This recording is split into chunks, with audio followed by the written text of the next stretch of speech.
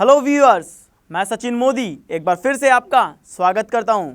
तो दोस्तों, आज हम इस सेशन के अंदर एक ऐसे क्वेश्चन को सॉल्व करेंगे, एक ऐसे टॉपिक के बारे में जानेंगे जो बैंक पीओ के पर्पस से काफ़ी इंपॉर्टेंट है। अगर हम बात करते हैं पिछले कुछ सालों से, तो लगातार बैंक पीओ के पेपर में वो क्वेश्चन 5 मार्क्स का आ रहा है और उसका जो डिफिकल्ट लेवल है वो कंटिन्यूअसली हर ईयर बढ़ता ही जा रहा है।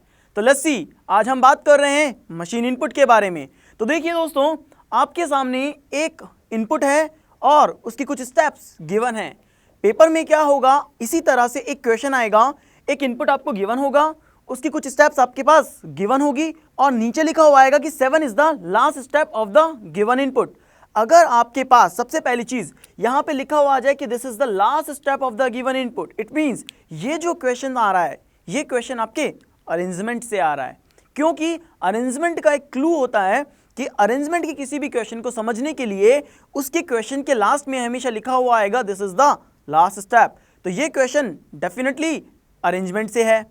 अब हम बात करते हैं कि क्या हो रहा है इस इनपुट में, क्या पैटर्न यहाँ पे दिया गया है, क्योंकि दोस्तों अगर मशीन इनपुट का क्वेश्चन पेपर में आता है तो हमें उसे छोड़ना नहीं है, हमें उसे अटेम्प्ट करना है और पूरे में से पूरे मार्क्स गेन करने हैं। अभी तक क्या हुआ होगा कि आपने एक कन्वेंशनल मेथड को यूज किया है। कन्वेंशनल मेथड कैसे कि आपने हमेशा एक इनपुट, उसकी कुछ स्टेप्स समझी होगी और नीचे जो नया इनपुट दिया होगा आपने फिर से उसे स्टेप टू स्टेप जमाया होगा। लेकिन इस सेशन के बाद मैं आपको बिलीव दिलाता हूं कि आप यहां से हर क्वेश्चन अटेम्प्ट करेंगे और आप यहां पे किसी भी तरह की कोई स्टेप नहीं बनाएंगे, आप इसे ट्रिकी अप्रोच के थ्रू सॉल्व करेंगे और हम एक ऐसी अप्रोच बताएंगे जहां पे आपको रिटर्न कुछ नहीं करना है और मैक्सिमम चीज अपने माइंड में रखनी है। तो फिर हम शुरू करते हैं यहां से इस क्वेश्चन को, लेकिन आप ध्यान रखिए कि इस क्वेश्चन को सॉल्व करने के लिए आपका कंसंट्रेशन बहुत ज़्यादा ज़रूरी है।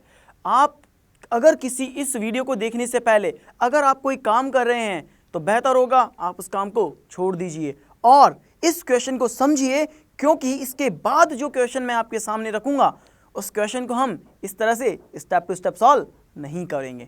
तो चलते हैं हमारे क्वेश्चन के ऊपर। जैसा कि आप देख रहे हैं कि आपके पास एक इनपुट है, उस इनपुट में लिखा हुआ है temper 47, 12, rose, Adam 98, 77, 39, road, jam, hope 26, 59 and born. जैसा आप देख रहे हैं कि इस पूरे इनपुट में आपके पास टोटल 7 लेटर और 7 नंबर हैं। अब देखिए अरेंजमेंट किस तरह का दिया है। अरेंजमेंट आप जानते हैं, आपने पढ़ा है इस टॉपिक के बारे में कि अरेंजमेंट कई तरह से पेपर में पूछा जा सकता है। तो हम पता करते हैं कि इसमें अरेंजमेंट किस तरह का दिया हुआ है। तो जैसा कि हम देख रहे हैं कि यहाँ पे स्टेप नंबर 1 में हमने देखा कि यहाँ पे 12 सबसे आगे आ गया है और टेम्पर 47, रोज, एडम इसी तरह से कंटिन्यूसली है। इसका मतलब जो चेंज हमने देखा वो चेंज हमने क्या देखा, यहाँ पे 12 लिखा हुआ है और यहां हमने देखा इस पूरे क्वेश्चन में लास्ट में क्या लिखा हुआ है, एडीएम। इट मींस आप ये समझ सकते हैं कि सबसे छोटा नंबर और सबसे छोटा लेटर सबसे आगे ही आगे जमा दिया गया है, लेकिन दोनों की दोनों कॉर्नर पे हैं। आपको एक बात जो माइंड में रखनी है वो ये है कि जो नंबर हैं उसे आपको लेफ्ट हैंड साइड के टॉप पे रखना है एंड जो लेटर है उसे राइट हैंड साइड के टॉप पे रखना है। सबसे पहला पॉइंट माइंड में रखिए। सेकंड, हम आगे बढ़ते हैं, लेकिन आगे बढ़ने से आप ये बात देखिए कि आपने कई बार कई किताबों में पढ़ा है कि अरेंजमेंट को समझना है तो केवल उसकी लास्ट स्टेप को देख लीजिए। अगर उसकी लास्ट स्टेप आपको समझ में आ गई तो आप इजीली अरेंजमेंट को समझ सकते हैं। तो लेट्स सी, हम शुरू करते हैं एक बार किताबी ज्ञान के थ्रू कि क्या ऐसा है। तो देखिए आप यहाँ देख रहे होंगे लास्ट स्टेप में कि यहाँ पे 98, 77, 59, इट मीन्स सभी की सभी नंबर एक डिसेंडिंग ऑर्डर में है, घटते हुए क्रम में जमे हुए हैं। और यहाँ देखिए जो सभी लेटर हैं यहाँ पे असेंडिंग ऑर्डर में हैं। इट मीन्स ये भी कह सकते हैं लेफ्ट हैंड साइड से राइट हैंड साइड पे असेंडिंग ऑर्डर में है या राइट हैंड साइड से लेफ्ट हैंड साइड पे डिसेंडिंग ऑर्डर में है। यस या नो, यहाँ तक शायद आपको समझ में आ गया होगा। लेकिन आप ये देखिए कि जब आप ये देख रहे हैं तो आपको बस इतना सा क्लू पता लगा है कि सभी नंबर यहाँ पे डिसेंडिंग ऑर्डर में है और सभी लेटर वहाँ से भी डिसेंडिंग ऑर्डर में है, लेकिन किस तरह से है ये आपको समझ में नहीं आया है। तो जैसे ही हम देखते हैं हमारे सेकंड स्टेप में आगे आ रहा है 26, इट मींस 12 है जो एक स्टेप आगे मूव कर गया, यानी कि अंदर की साइड चला गया। और इसी तरह हम देखते हैं टेम्पर 47, रोज 98, 77, 39, रोड, जैम, होप और यहाँ पे 26 आगे आ गया 59 एंड बॉन देखिए प्लेस एक्सचेंज हो गया। इट मींस हम ये कह सकते हैं एडीएम एक स्थान आगे खिसक गया और बॉन पीछे की तरफ चला गया। अब जैसे ही बॉन पीछे की तरफ चला गया तो कहीं ना कहीं हमारे माइंड में एक चीज क्लिक हो जानी चाहिए, वो ये कि आपका जो नेक्स्ट स्टेप में नंबर आएगा वो फिर से टॉप एंड साइड के ऑर्डर पे जमेगा और आपका जो लेटर होगा वो कहीं ना कहीं बैक साइड के टॉप पे जमेगा। अब आप देखिए, आप इसे बहुत तेजी से सॉल्व कर सकते हैं। किस तरह से 26 से जो बड़ा नंबर है वो 39 आगे आगे आ गया, इसके बाद 39 से बड़ा 47 आ गया, 47 से बड़ा 59, 77 और देन 98 आ गया। इट मीन्स हम ये कह सकते हैं कि हर बड़ा नंबर लेफ्ट हैंड साइड के टॉप पे आ रहा है और रिमेनिंग जो पैटर्न चल रहा है वो पैटर्न पीछे की तरफ खिसक गया है। Yes, you got my point. अब हम देखते हैं क्या लेटर में इसी तरह से चल रहा है। तो लेटर में हमने देखा एडीएम फिर से आगे मूव कर गया और थर्ड स्टेप पे बॉन यहाँ आ गया और सेकंड स्टेप में ऑलरेडी ही यहाँ सेकंड स्टेप में बॉन आ गया और थर्ड स्टेप में होप मूव कर गया है। इस तरह से हम देखते हैं कि हमारा जो फिर जो लेटर है फिर से एक स्थान मूव कर रहा है और जैम टॉप पे आ गया, जैम फिर मूव करेगा रॉस टॉप पे आएगा एंड रॉस फिर मूव करेगा टेम्पर टॉप पे आएगा और देन टेम्पर मूव करते ही सातवीं स्टेप में रॉट भी टॉप पे आ जाएगा। इसका मतलब हम ये कह सकते हैं कि अरेंजमेंट दोनों तरफ सेम चल रहा है, बस फर्क इतना सा है कि वो टॉप एंड साइड पे नंबर को जमा रहा है लेफ्ट हैंड साइड पे और यहाँ पे वो लेटर को जमा रहा है। आई होप सो इस वीडियो के थ्रू, इस सेशन के थ्रू आपको ये समझ में आ गया होगा कि ये जो पूरा अरेंजमेंट है ये अरेंजमेंट किस तरह से जमाया हुआ है और पेपर में हमें किस तरह से मिलेगा। लेकिन बात करते हैं ट्रिक की। अभी तक हमने ट्रिक की कोई बात नहीं करी है, अभी तक हमने इसे केवल पैटर्न को समझा है। तो देखिए दोस्तों, आपको कुछ चीज़ें माइंड में ये रखनी है।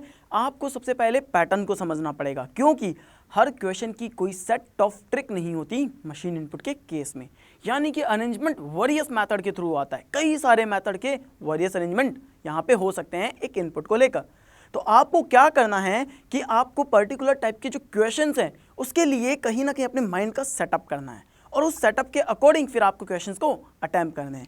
तो दोस्तों, जैसा कि हमने इस पैटर्न में देखा, इस पैटर्न में हमें एक चीज़ समझ में आई कि एक स्टेप में एक लेटर और एक नंबर का मूवमेंट हो रहा है और वो मूवमेंट कुछ इस तरह से हो रहा है कि दोनों डिसेंडिंग ऑर्डर के अंदर इनसाइड आ रहे हैं, यानी टॉप पे जमा हो रहे हैं और इनसाइड की तरफ मूव कर रहे हैं। तो आपको ये चीज़ याद रहेगी। लस्सी, अब हम एक क्वेश्चन को सॉल्व करते हैं, लेकिन इस क्वेश्चन को हम ट्रिक पे सॉल्व करेंगे। हम इस क्वेश्चन को इस तरह से स्टेप्स नहीं बनाएंगे। अब आपको और ज़्यादा कंसंट्रेशन की ज़रूरत है, क्योंकि जो ट्रिक मैं आपको समझाने जा रहा हूँ ये ट्रिक इतनी इंपॉर्टेंट है कि हो सकता है आने वाले किसी पीओ के पेपर में आपको इस तरह का क्वेश्चन देखने को मिल जाए और वहाँ आप इसे 100% अटैम्प्ट करेंगे अगर आप इस सेशन को बड़े गौर से देख रहे हैं। तो चलते हैं अब हमारे एक क्वेश्चन के ऊपर। जैसा कि आप देख रहे हैं कि आपके सामने एक इनपुट लिखा हुआ है और उसके बाद नीचे 5 क्वेश्चंस हैं। पेपर में भी क्या होगा दोस्तों, इसी तरह से आपके पास पहले वाले जो सेशन था उसमें क्वेश्चन था, उसकी कुछ स्टेप्स थी और उस स्टेप को आपको समझना था और उसी के बाद आपके पास एक नया इनपुट होगा और उसके ऊपर 5 क्वेश्चन होंगे और क्वेश्चन की जो लैंग्वेज होगी वो बिल्कुल इसी तरह से होगी, बस उसे थोड़ा सा एलैबोरेट करके घुमा दिया जाएगा और देन लेंथी कर दिया जाएगा। लेकिन एक्चुअल में जो कंटेंट पूछा जाएगा वो कुछ इसी तरह से पूछा जाएगा। आपसे कहा गया है कि इस इनपुट को डिजाइन करो और इन 5 क्वेश्चन के आंसर दीजिए। लेट्स सी, हमारा सबसे पहला क्वेश्चन है how many step are required to complete this given input, यानी इस पूरे इनपुट को खत्म करने में, फिनिश होने में कितनी स्टेप की रिक्वायरमेंट होगी। तो देखो दोस्तों, मैंने आपको पहले कहा था कि अगर एक स्टेप में किसी एक लेटर या एक नंबर को लिया जा रहा है तो डेफिनेटली एक स्टेप में 2 हुए तो 2 स्टेप में 4 होंगे और 3 स्टेप में 6 होंगे। इट मीन्स ये प्रोसेस बढ़ता जाएगा। यस या नो? अगर ये प्रोसेस बढ़ता जाएगा और अगर यहाँ पर टोटल 14 जिसमें लेटर भी हैं और नंबर भी हैं तो क्या कितनी स्टेप बन सकती है? अगर एक स्टेप में 2 होगी और 2 स्टेप में 4 होंगे तो 14 का हाफ कितना हुआ? 7। इट मीन्स हमारा जो पहले क्वेश्चन का आंसर है वो हमें यहाँ पे इजीली मिल गया, दैट इज 7। इट मीन्स इसके लिए हमें टोटल 7 स्टेप की रिक्वायरमेंट होगी। लेकिन आप सोच रहे थे कि बता रहे थे कि ट्रिक बताएंगे और बताया कुछ भी नहीं है, इस क्वेश्चन का आंसर बता दिया। तो लेट्स सी, सबसे पहले हम आपको ट्रिक बता देते हैं कि कैसे हमें मशीन इनपुट के इस तरह के क्वेश्चंस को सॉल्व करना है। तो देखिए दोस्तों, हमने यहाँ देखा था इस पूरे के पूरे सेशन में कि हमने सबसे छोटा नंबर लिया था और सबसे छोटा लेटर लिया था। तो लेट्स सी, यहाँ पे सबसे छोटा नंबर है 13 और सबसे छोटा लेटर है बुक। तो हमें क्या करना है कि इन दोनों को यहाँ पे हम ऐड कर रहे हैं और इसे क्या दे रहे हैं, नंबर 1। यानी कि हमारी पहली स्टेप में छोटा लेटर और छोटा नंबर लिया है। लेकिन याद रखिएगा, आपने जो नंबर लिया है वो आप लेफ्ट हैंड साइड पे ले रहे हैं और जो आप लेटर ले रहे हैं वो राइट हैंड साइड के टॉप पे जा रहा है। और आपको ये पैटर्न नहीं भूलना है, चाहे आप बाकी कुछ भी भूल जाइए पर पैटर्न नहीं भूलिएगा। क्यों? क्योंकि ये आपके 5 क्वेश्चन का सवाल है, 5 मार्क्स का सवाल है। आगे देखते हैं। तो 13 से अगर हम देखिए बड़ा नंबर जो यहाँ पे आ रहा है वो आ रहा है 27 और अगर हम लेटर की बात करें तो आ रहा है फुट। इसका मतलब जो सेकंड हमारी स्टेप बनाएगा वो बनाएगा 27 एंड फुट। तो अब देखिए, आपने कोई 2 लेटर जमा दी और कोई 2 नंबर जमा दिए, लेकिन ये भी याद रखिएगा कि सेकंड स्टेप में 27 आगे चला जाएगा और 13 पीछे की तरफ मूव कर जाएगा। और इसी तरह से जैसे आपने पहले बुक जमाया था तो सेकंड स्टेप में जैसे ही फीट आगे आएगा बुक पीछे की तरफ मूव कर जाएगा, यानी इनसाइड। यस या नो? तो इसी तरह से अब हम थर्ड स्टेप पे चलते हैं। तो जो थर्ड स्टेप होगा उस थर्ड स्टेप में हम यहाँ जमाएंगे 34 को और 34 के साथ हम जमाएंगे INS को। तो हमारी जो थर्ड स्टेप बनेगी वो थर्ड स्टेप कहीं ना कहीं INS और 34 के साथ बनेगी। एक स्टेप में 2, 2 स्टेप में 4 और 3 स्टेप में 6, यानी हम 3 नंबर और 3 लेटर को जमा चुके हैं। आगे हम बात करते हैं। तो हमारी जो फोर्थ स्टेप होगी वो फोर्थ स्टेप में हम यहाँ पे लेंगे 50 को और 50 के साथ हम यहाँ पे ले लेंगे N को, यानी कि हमारी जो फोर्थ स्टेप बनेगी वो कुछ इन दोनों नंबर और लेटर को मिला के बनेगी। तो ये हमारी फोर्थ स्टेप कंप्लीट हो गई। इसी तरह से आपको क्या करना है, 5वीं, 6ठी और 7वीं स्टेप डिजाइन करना है। जैसे हम कह सकते हैं कि 5वीं स्टेप में 67 जमेगा और 67 के साथ यहाँ पे S जमेगा। तो ये हमारी कौन सी स्टेप हो गई, 5th स्टेप हो गई। तो हमने इसे यहाँ पे कवर कर दिया।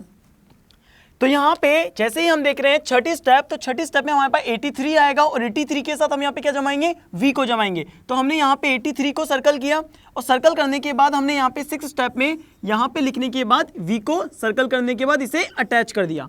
तो हम यहाँ पे बोल सकते हैं that is the bonding of numbers. Yes या नो? अब हमारे पास बचा क्या, WHO एंड 91। तो अब हम क्या कर सकते हैं, WHO को यहाँ से ले सकते हैं, 7 स्टेप यहाँ लिख सकते हैं और इसको इस तरह से कनेक्ट कर सकते हैं। और जैसे ही हमने इसे यहाँ पे कनेक्ट किया हमें यह पता लग गया कि हमारी 7 स्टेप WHO से बन गई एंड 6 स्टेप हमारी 83 और कहीं ना कहीं वैन को मिलाकर के बन चुकी है। अब ये देखिए, हमने जो बॉन्डिंग करी है, ये बॉन्डिंग करना इसलिए नेसेसरी हो गया था क्योंकि अब हमें एक स्टेप में 2 लेने हैं, नंबर भी लेने हैं और लेटर भी लेने हैं। अगर हमें नंबर और लेटर लेने हैं तो हमें ये देखना पड़ेगा कि कौन कौन से थे, इसलिए हमने यहाँ बॉन्डिंग कर दी। सपोज करिए मुझसे कहा 4थी स्टेप, 4th स्टेप में राइट हैंड से 4th, तो कहीं ना कहीं 4th स्टेप का मुझे पता भी होना चाहिए था कि 4th स्टेप में कौन सा नंबर मैंने लिया और कौन सा लेटर मैंने लिया। तो डेफिनेटली मैं केवल 4 पे जाऊंगा और इसकी बॉन्डिंग पे चला जाऊंगा और बॉन्डिंग पे देखते मुझे समझ में आ जाएगा कि N और N से छोटे जितने भी लेटर हैं वो सब जम चुके हैं और 50 और 50 से छोटे जितने भी नंबर हैं वो भी सारे जम चुके हैं।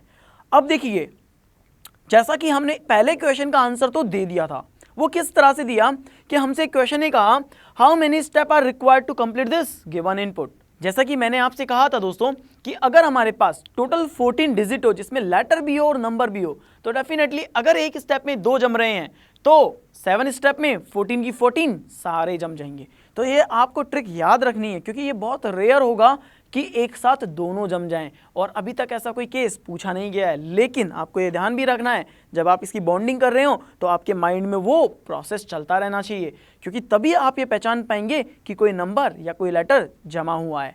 अब हम आगे बात करते हैं क्वेश्चन नंबर 2 की। क्वेश्चन नंबर 2 हमसे कहता है कि which step number is the following output, यानी कि हमें यहाँ पर एक स्टेप दी हुई है और हमें ये कहा गया है कि ये जो स्टेप है ये कौन से नंबर की स्टेप है, इट मीन्स कौन से नंबर का आउटपुट है, 4th का है, 5 का है, 3rd का है, 2nd का है। और आप जानते हैं कि अगर हमने सबसे छोटे नंबर को आगे जमाया, उससे बड़ा number then left hand side पे और देन उससे बड़ा नंबर लेफ्ट हैंड साइड पे, अगर हम यहाँ देखें तो हमें 34, 27, 13। अब देखो इसका मतलब ये हो सकता है ना कि पहली स्टेप में सबसे छोटा नंबर आया होगा, फिर उससे बड़ा नंबर 2nd स्टेप में आया होगा और देन उससे बड़ा नंबर 3rd स्टेप में आया होगा। लेकिन आप जल्दीबाजी ना करें। क्यों?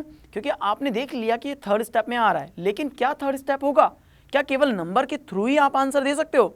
ऐसा कभी नहीं करिएगा दोस्तों, क्योंकि अगर ऐसा किया आपने तो ये थोड़ा जल्दीबाजी होगा और आंसर आप हो सकता है गलत कर बैठे, क्योंकि आपको इस पूरे अरेंजमेंट में केवल नंबर के साथ ही नहीं खेलना है, आपको इसके साथ लेटर को भी अरेंज करना पड़ेगा। तो लेट्स सी, अब हम लेटर की तरफ चलते हैं।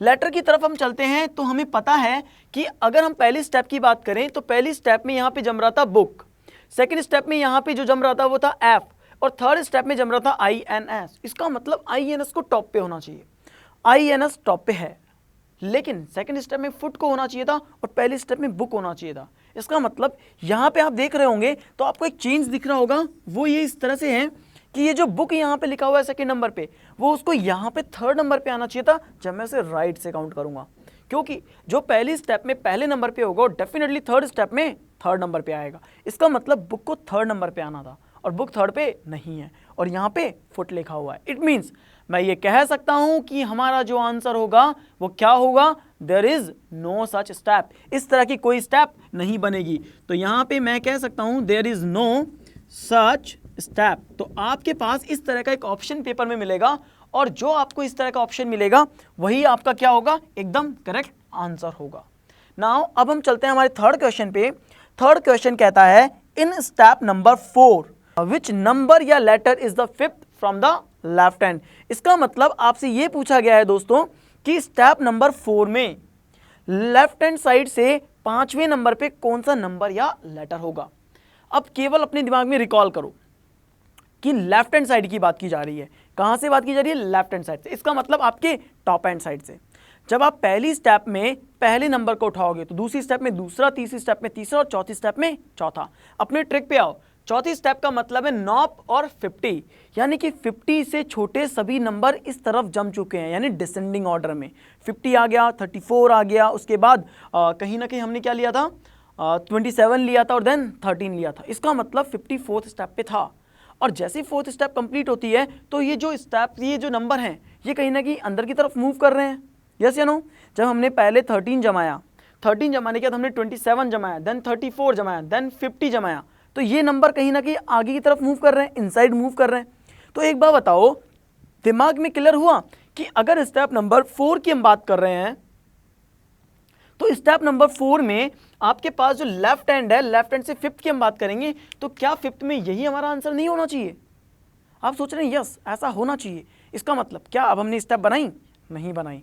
हमने ऐसी कोई स्टेप डिजाइन नहीं करी, केवल सारे की सारे प्रोसेस को अपने माइंड में अप्लाई किया कि अगर फोर्थ स्टेप के अंदर 50 आगे जा रहा है तो ये जो रिमेनिंग लेटर है जो अंदर की तरफ मूव कर रहे हैं, डेफिनेटली फोर्थ स्टेप में काउंट करने के बाद इधर 4 नंबर के बाद ये 5वें नंबर पे आएगा और ये 5वें नंबर पे आएगा। तो क्वेश्चन में भी दोस्तों हमसे यही पूछा जा रहा है कि स्टेप नंबर 4 में लेफ्ट हैंड साइड से 5वें नंबर पे कौन सा लेटर या नंबर आएगा। तो हम ये कह सकते हैं कि हमारे इस जो क्वेश्चन का है, इस क्वेश्चन का आंसर यहाँ पे क्या आएगा, 83 आ जाएगा। और हमने यहाँ पे इस क्वेश्चन को करेक्टली अटेम्प्ट किया है। लेकिन दोस्तों अभी तक हमने कोई स्टेप नहीं बनाई है, सब कुछ हम अपने माइंड से कर रहे हैं। तो चलते हैं अब हमारे नेक्स्ट क्वेश्चन पे कि हमारा क्वेश्चन नंबर 4 क्या कहता है। क्वेश्चन नंबर 4 में कहा गया है कि स्टेप नंबर 6 विच लेटर या number is 6th from left hand. इसका मतलब इस बार भी क्वेश्चन हमसे लेफ्ट हैंड से ही पूछा गया, लेकिन लेफ्ट हैंड में हमसे क्या कहा गया है, स्टेप नंबर 6 में कहा गया है। तो सबसे पहली चीज हमें जो माइंड में रखनी है वो है स्टेप नंबर 6, और दूसरा लेफ्ट हैंड से भी 6 नंबर की ही बात कर रहे हैं। तो कितना इजी क्वेश्चन हो गया ये हमारे लिए। सोचिए, अगर मैं बात करता हूं पहली स्टेप में पहला नंबर लेफ्ट हैंड पे आगे आएगा, दूसरी स्टेप में दूसरे नंबर पे चला जाएगा वही नंबर, और तीसरी स्टेप में फिर वही नंबर तीसरी स्टेप में आएगा, तीसरे नंबर पे आएगा, चौथी स्टेप में चौथे नंबर पे, पांचवी में 5वें नंबर पे। तो क्या 6 स्टेप में लेफ्ट हैंड साइड से क्या वो 6 स्टेप पे मूव नहीं करेगा? यस या नो? यस, इट मीन्स आप बिल्कुल सही सोच रहे हैं। अब आप मेरे माइंड को कैच कर रहे हैं कि मैं अपने माइंड में किस तरह से प्रोसेस को अप्लाई कर रहा हूं। आप देखिए कि जो पहली स्टेप में पहले नंबर पे था, डेफिनेटली वो मूव करते करते अंदर की तरफ कहीं ना कहीं अरेंज होते हुए वो 6 स्टेप में 6 नंबर पे चला जाएगा, क्योंकि मैं आपसे 6 स्टेप में पहले वाले लेटर की बात नहीं कर रहा हूं, मैं आपसे इस 6 स्टेप में 6 नंबर वाले लेटर या नंबर की बात कर रहा हूं। और डेफिनेटली 6 स्टेप में बात कर रहा हूं तो लेफ्ट हैंड साइड पे नंबर आएंगे एंड राइट हैंड साइड पे लेटर आएंगे। तो लेटर से हमें कोई काम नहीं है। सबसे पहली चीज़, अगर मैं यहाँ पे ऑप्शन भी रिजेक्ट करूँगा तो मैं यहाँ पे चुटकियों में अपने सारे ऑप्शन जो लेटर से बने हैं उन सबको रिजेक्ट कर सकता हूँ और नंबर को अपने ऑप्शन में रख सकता हूँ। तो शायद 1 या 2 ऑप्शन यहाँ पे रिजेक्ट हो जाएंगे जो लेटर से बनेंगे। कैन नॉट बी डिटरमाइन हमारा आंसर हो नहीं सकता, उसको हम और रिजेक्ट कर सकते हैं, यानी 3 ऑप्शन हम यहाँ पे रिजेक्ट कर सकते हैं। बचे कोई 2 ऑप्शन जो हमें कहीं ना कहीं नंबर से लेके बने हुए होंगे। तो हमें अब क्या करना है, हमें ये देखना है कि वो 2 क्या हो सकते हैं। क्या हमें उन 2 को याद रखना चाहिए कि वो कौन से 2 होंगे, या फिर मैं आपसे कहता हूँ कि केवल आप डायरेक्टली अपने माइंड में लेकर आओ, जो पहली स्टेप में पहला था वही छठी स्टेप में छठा होगा। यस या नो? तो आप क्या ईजी करना पसंद करेंगे? आप देखिए, ये आपकी चॉइस है कि आप ऑप्शन रिजेक्ट करते हैं, या ये आपकी चॉइस है कि आप सीधे सीधे माइंड से करके आंसर निकाल लेते हैं।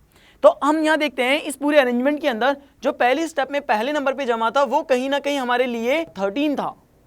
अगर ये 13 पहली स्टेप में पहले नंबर पे था तो डेफिनेटली 6 स्टेप में 6 नंबर पे आएगा, और 6 स्टेप में 6 नंबर पे आते ही हमारा जो आंसर है वो क्या हो जाएगा, 13, क्योंकि इस क्वेश्चन का आंसर फिर हमारा और कोई हो भी नहीं सकता। And the last question is in step number 7, यानी कि आपके लास्ट स्टेप की बात कर रहा है, how many letter and number are there between 50 and नॉप। इसका मतलब सारे लेटर जम चुके हैं, सारे नंबर जम चुके हैं, और हमसे ये कहा जा रहा है कि 50 और नॉप के बीच में कितने लेटर और नंबर होंगे। अगर हम बात करते हैं कि लास्ट स्टेप में 50 और नॉप की बात करते हैं, तो सबसे पहली चीज़ मुझे ये पता होना चाहिए कि 50 कौन सी स्टेप पे जमा था। तो 50 की अगर हम बात करते हैं, जो 50 हमारा जमा था वो 50 हमारा 4th स्टेप में जमा था। यानी कि हम ये बात करें कि 50 अगर 4th स्टेप में जमा था तो 4th स्टेप के बाद 3, 2, 1 यानी 3 नंबर यहाँ होंगे। यस या नो? तो डेफिनेटली 3 होंगे। अब हम बात करते हैं किसकी, जो 50 है हमारा जो 4th स्टेप में जमा था, और इसके साथ क्या जमा, नॉप जमा, और 50 और नॉप की बात कर रहे हैं। तो 4th स्टेप को अगर हम छोड़ दें तो 4th से पहले 3 स्टेप जमाएं, और 3 स्टेप को जब हमने जमाया तो कहीं ना कहीं 3 नंबर और 3 लेटर जमाएं। इसका मतलब 50 के बीच में और नॉप के बीच में टोटल हम कितने लेटर जमा चुके हैं, 3 लेटर और 3 नंबर। तो हमारा जो यहाँ पे आंसर बनेगा वो क्या बनेगा, दैट इज 6 बनेगा। यानी कि इन दोनों के बीच में टोटल 3 नंबर और 3 लेटर होंगे, इट मीन्स टोटल 6 डिजिट होगी। यस या नो? अब देखिए दोस्तों कि हमने ज़्यादा कुछ नहीं किया, हमने केवल सारी की सारी इस बॉन्डिंग पे ध्यान रखा था। हमने केवल इस बॉन्डिंग पे फोकस किया कि हमने किस किस को किस किस से जोड़ा है, और उसके बाद रिमेनिंग क्वेश्चन के आंसर हमने केवल अपने माइंड में सॉल्व किए हैं। तो देखिए दोस्तों, आपको भी ऐसा ही करना है। पेपर में जो भी क्वेश्चन आएंगे उन क्वेश्चन को आपको कहीं ना कहीं अपने माइंड में उतारना है, उसकी एक इमेज अपने माइंड में रखनी है।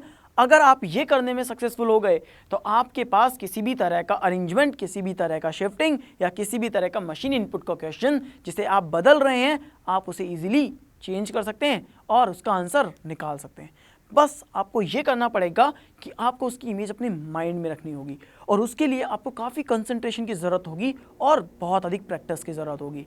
आप ये काम इजीली प्रैक्टिस पे कर सकते हैं, क्योंकि आने वाला जो पेपर है उसमें डेफिनेटली आपके पीओ के पेपर में इस तरह के क्वेश्चन ज़रूर पूछे जाएंगे, और ये 5 मार्क्स के हैं। अगर 1 मार्क्स का होता तो हो सकता है मैं आपसे ये कहता कि चलो ठीक है, आपको 1 मार्क्स का है, काफ़ी टिपिकल है, बहुत टाइम ले लेगा, छोड़ दीजिएगा। लेकिन अगर 5 मार्क्स की बात करें तो दोस्तों मार्क्स तो 1 भी बहुत बड़ा होता है और मार्क्स तो 5 भी बहुत बड़े होते हैं, क्योंकि 1 मार्क्स हमारी सक्सेस के ऊपर डिपेंड करता है।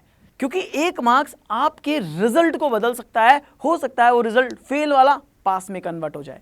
तो इसलिए हमें कहीं ना कहीं इस पूरे पर्टिकुलर चैप्टर के ऊपर काफ़ी हार्डवर्क करना है अभी, और काफ़ी मेहनत करनी है। मिलते हैं नेक्स्ट सेशन में नए क्वेश्चन के साथ, तब तक के लिए धन्यवाद। Students, now you can watch all our shows and videos on your mobile. How? Just download the Adda 24/7 app, the official app of bankersadda.com and sscadda.com from Google Play Store. Do visit these websites regularly and do subscribe the Adda 24/7, the official YouTube channel of bankersadda.com and sscadda.com.